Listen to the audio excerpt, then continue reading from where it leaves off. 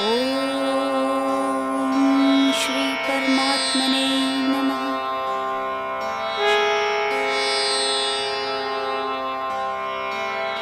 संजय बोले, करुणा व शोक से व्याकुल और सजल नेत्रों वाले अर्जुन से भगवान मधुसूदन ने इस प्रकार कहा।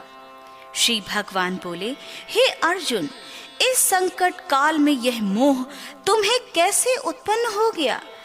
यह आचरण आर्य पुरुषों को शोभा नहीं देता, क्योंकि इससे न स्वर्ग मिलने वाला है और न यश। हे पार्थ, कायर मत बनो, यह तुम्हारे लिए उचित नहीं है। हे परंतप, हृदय की इस तुच्छ दुर्बलता को त्याग कर युद्ध के लिए खड़े हो जाओ। अर्जुन ने कहा, हे मधुसूदन, मैं युद्ध में भीष्म और द्रोण के विरुद्ध बाणों को कैसे चलाऊंगा? हे अरिसूदन, वे दोनों ही मेरे लिए पूजनीय हैं। अपने महानुभाव गुरुजनों को न मारकर मैं भिक्षा का अन्न खाना श्रेष्ठ समझता हूँ, क्योंकि गुरुजनों को मारकर इस लोक में रक्त से सने हुए धन को ही तो भोगूंगा। हम तो यह भी नहीं जानते कि हमें क्या करना उचित है। इनसे हम जीतें या वे हमको जीतें, इन्हें मारकर हम जीवित नहीं रहना चाहते। वे ही धृतराष्ट्र के पुत्र हमारे सामने युद्ध के लिए खड़े हैं। करुणा रूपी दोष के कारण मेरा मन कर्तव्य के प्रति भ्रमित हो गया है। अतः जो मेरे लिए कल्याणकारी है उसे निश्चित रूप से बताइए, क्योंकि मैं आपकी शरण में हूँ। मुझे शिष्य की भांति उपदेश दीजिए। यदि पृथ्वी पर धन धान्य से संपन्न और शत्रुहीन राज्य तथा देवताओं पर आधिपत्य मिल भी जाए तो मुझे ऐसा कोई उपाय नहीं दिखता जिससे इंद्रियों को सुखाने वाला शोक दूर हो जाए। संजय बोले, इस प्रकार यह कहकर अर्जुन ने भगवान श्री कृष्ण से यह कहा, हे गोविंद, मैं युद्ध नहीं करूंगा, और चुप हो गए। हे भरतवंशी धृतराष्ट्र, दोनों सेनाओं के बीच शोक में डूबे अर्जुन से ही कृष्ण ने मुस्कुराते हुए यह वचन कहे। श्री भगवान बोले, तू उनके लिए शोक करता है जो शोक करने योग्य नहीं है और ज्ञानी जैसे वचन बोलता है, किंतु पंडित जन मरे हुए और जीवित दोनों के लिए शोक नहीं करते। ऐसा नहीं है कि मैं किसी काल में नहीं था या तुम नहीं थे अथवा ये राजा लोग नहीं थे, और न ही ऐसा होगा कि भविष्य में हम सब नहीं रहेंगे। जैसे जीवात्मा की यह देह बचपन, जवानी और बुढ़ापा को पार करती है, वैसे ही मृत्यु के बाद जीवात्मा अन्य शरीर को धारण करती है। धीर पुरुष इससे विचलित नहीं होते। हे कौन्तेय, सर्दी गर्मी और दुख सुख इंद्रिय और विषयों के संयोग द्वारा प्रारंभ और अंत होते हैं। वे अनित्य हैं, अतः हे भारत, उनको तुम सहन करो। हे पुरुष ऋषभ, जो पुरुष दुख और सुख को समान समझकर उससे विचलित नहीं होता, वह मोक्ष के योग्य होता है। असत्य का कोई अस्तित्व नहीं है और सत्य का अभाव भी नहीं है। इन दोनों की वास्तविकता तत्वदर्शी ज्ञानी द्वारा देखी गई है।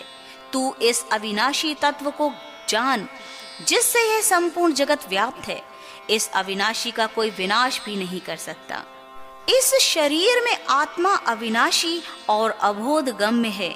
शरीर नाशवान है, इसलिए हे भारत, तू युद्ध कर।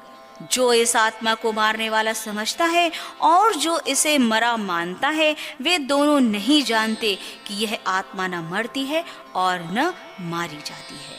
आत्मा न तो कभी जन्म लेती है और न कभी मरती है, न ही ये उत्पन्न होकर पुनः न होने वाली है। यह अजन्मा, नित्य, शाश्वत और पुरातन है।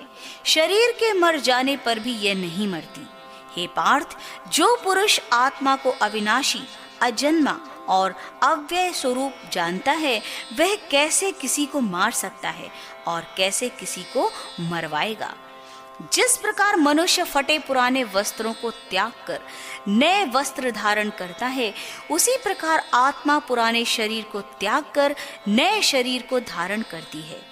इस आत्मा को शस्त्र काट नहीं सकते, अग्नि जला नहीं सकती, जल गीला नहीं कर सकता और वायु सुखा नहीं सकती।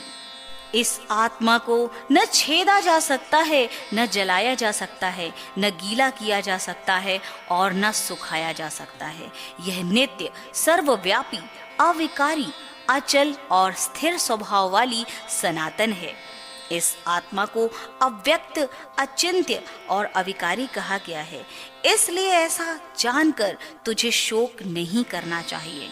हे महाबाहो, यदि तू इस आत्मा को नित्य जन्म लेने वाला और मरने वाला मानता है तो भी इसके लिए तुम्हें शोक नहीं करना चाहिए। जन्म लेने वाले की मृत्यु निश्चित है और मरने वाले का जन्म निश्चित है। इसलिए जो अटल है उसके विषय में तुम्हें शोक नहीं करना चाहिए। हे भारत, जन्म से पहले सभी प्राणी अव्यक्त थे और मरने के बाद भी अव्यक्त हो जाते हैं, केवल मध्य में प्रकट दिखते हैं, अतः इसमें शोक ही क्या करना। कोई इस आत्मा को आश्चर्य से देखता है और कोई इसका आश्चर्य से वर्णन करता है और कोई आश्चर्य से सुनता है, पर कोई इसे सुनकर भी नहीं समझ पाता।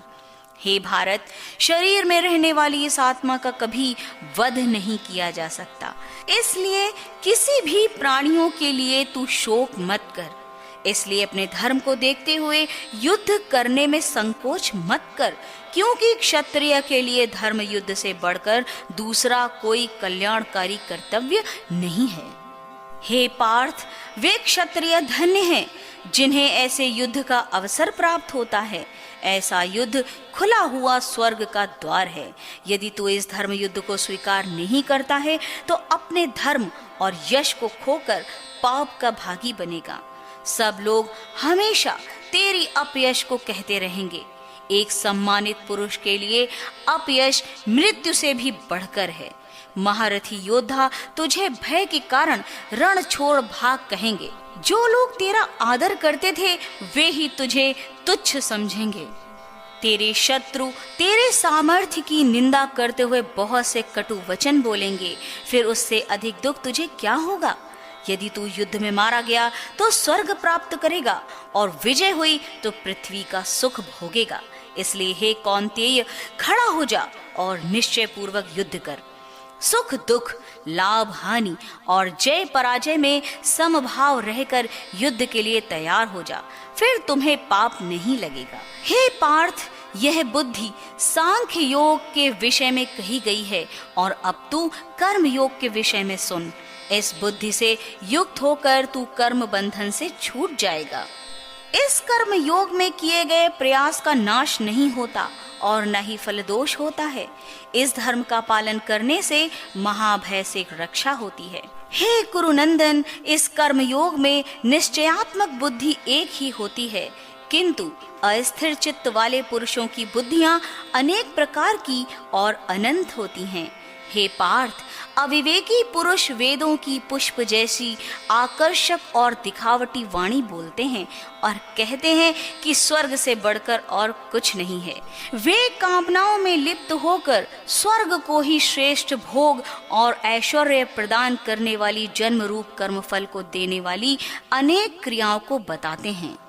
भोग और ऐश्वर्य में आसक्त लोग, जिनके चित्त को आकर्षक व दिखावटी वाणी द्वारा हर लिया गया है, ऐसे लोगों की निश्चयात्मिका बुद्धि परमात्मा में नहीं होती।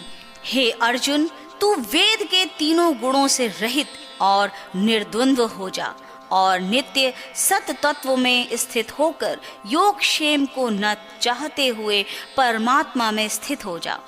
जैसे चारों ओर जल ही जल होने से किसी एक जलाशय का कोई महत्व नहीं होता, वैसे ही ब्रह्म को सम्यक प्रकार से जानने वाले ज्ञानी को वेदों की कोई आवश्यकता नहीं रहती। तेरा अधिकार केवल कर्म करने में ही है, फल में कदापि नहीं। इसलिए तू कर्म फल का हेतु मत बन और कर्तव्य न करने में तेरी आसक्ति न हो।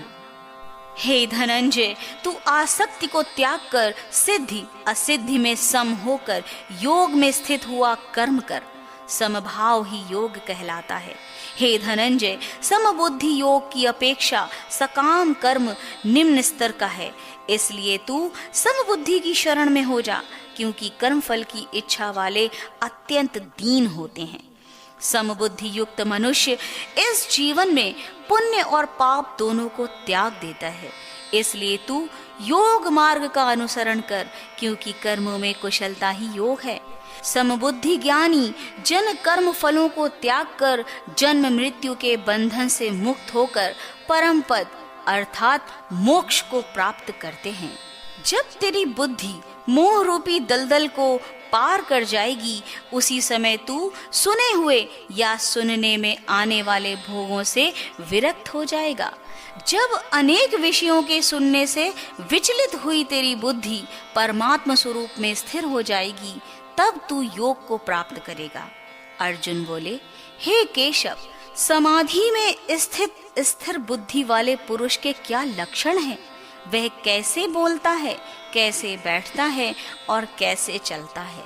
श्री भगवान बोले, हे पार्थ, जब मनुष्य मन में स्थित सभी कामनाओं को त्याग कर आत्मा से आत्मा में ही संतोष रखता है, तब वह स्थित प्रज्ञ कहलाता है।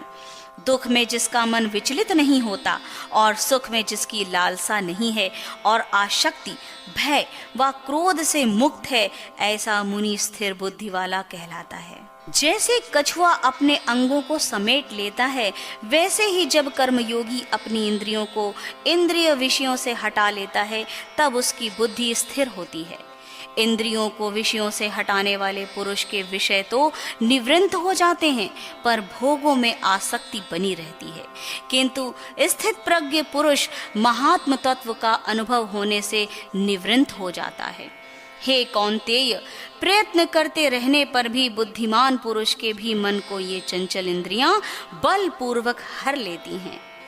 इसलिए सभी इंद्रियों को वश में करके मुझसे युक्त और परायण हो जा, क्योंकि जिसकी इंद्रियां वश में होती हैं उसकी प्रज्ञा प्रतिष्ठित होती है। विषयों का चिंतन करने से उसमें आसक्ति हो जाती है। आसक्ति से कामना और कामना पूरी न होने से क्रोध उत्पन्न होता है।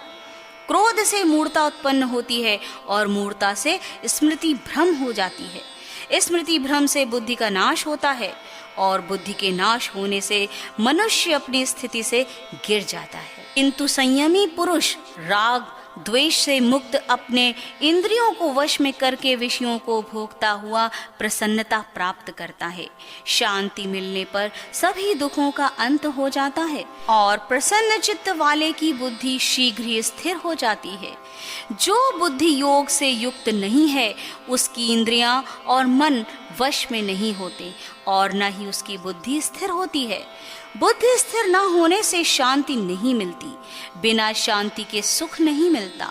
जब मन विषयों में विचरता हुआ इंद्रियों के पीछे दौड़ता है, तब इंद्रियां उसकी बुद्धि को हर लेती हैं, जैसे जल में प्रचंड वायु नाव को। इसलिए हे महाबाहो, जिसकी इंद्रियां सब प्रकार से जिसके वश में होती हैं, उसकी बुद्धि स्थिर है। सभी प्राणियों के लिए जो रात्रि है, उसमें संयमी पुरुष जागता रहता है, और जब सब प्राणी जागते हैं, तब मुनि के लिए रात्रि है। जैसे नदियों का जल चारों ओर से आकर समुद्र में मिलने पर समुद्र अपनी मर्यादा में अचल और शांत रहता है, वैसे ही संयमी पुरुष बिना विकार उत्पन्न किए परम शांति को प्राप्त होता है, कामनाओं को चाहने वाला नहीं। जो मनुष्य सभी कामनाओं को त्याग कर मिथ्या, अहंकार, वासना और ममता रहित होकर विचरता है, वह शांति को प्राप्त होता है। हे पार्थ, यह ब्रह्म प्राप्ति की स्थिति है। इसे प्राप्त कर कोई कभी मोहित नहीं होता। यदि अंतकाल में भी इसी स्थिति में स्थिर रहे तो ब्रह्म निर्वाण की प्राप्ति हो जाती है। ओम श्री परमात्मने